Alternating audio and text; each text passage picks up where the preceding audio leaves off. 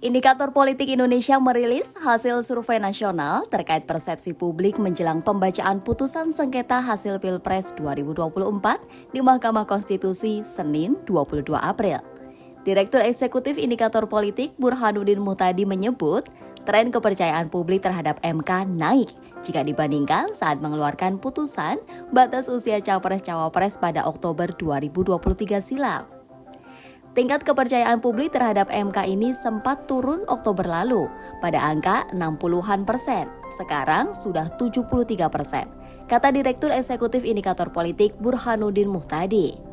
Burhanuddin menjelaskan, naiknya kepercayaan publik ini didorong sejumlah putusan MK yang dinilai positif dalam beberapa waktu terakhir. MK beberapa waktu lalu melarang Jaksa Agung berasal dari partai politik, meninjau ulang parliamentary threshold sebesar 4% hingga penataan jadwal Pilkada 2024. Kemudian juga transparansi MK terkait sidang PHPU perselisihan hasil pemilihan umum ini juga saya kira membantu MK memulihkan kepercayaan terhadapnya, kata Direktur Eksekutif Indikator Politik Burhanuddin Muhtadi. Masih dalam survei yang sama, Burhanuddin Muhtadi menyebut sebanyak 64% basis pendukung PKB tidak setuju terhadap diskualifikasi pasangan Prabowo Gibran. Padahal, PKB merupakan anggota koalisi Partai Pendukung Paslon 01 Anies Mohaimin. Basisnya sendiri berbeda dengan elit partainya, karena basis PKB nggak ada masalah kalau Pak Prabowo menang.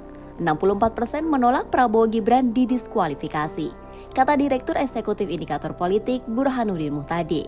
Sementara itu, perbandingan pendukung PDIP yang tidak setuju dengan setuju terhadap diskualifikasi Prabowo Gibran yakni 44,2% dibandingkan 36,5%. Sepertinya basis PDIP ini sudah move on dari hasil Pilpres 2024, kata Direktur Eksekutif Indikator Politik Burhanuddin Muhtadi. Survei nasional ini dilakukan pada 4 hingga 5 April 2024 dengan target populasi WNI berusia 17 tahun ke atas. Sementara itu, margin of error survei ini diperkirakan plus minus 2,9% dengan asumsi simple random sampling.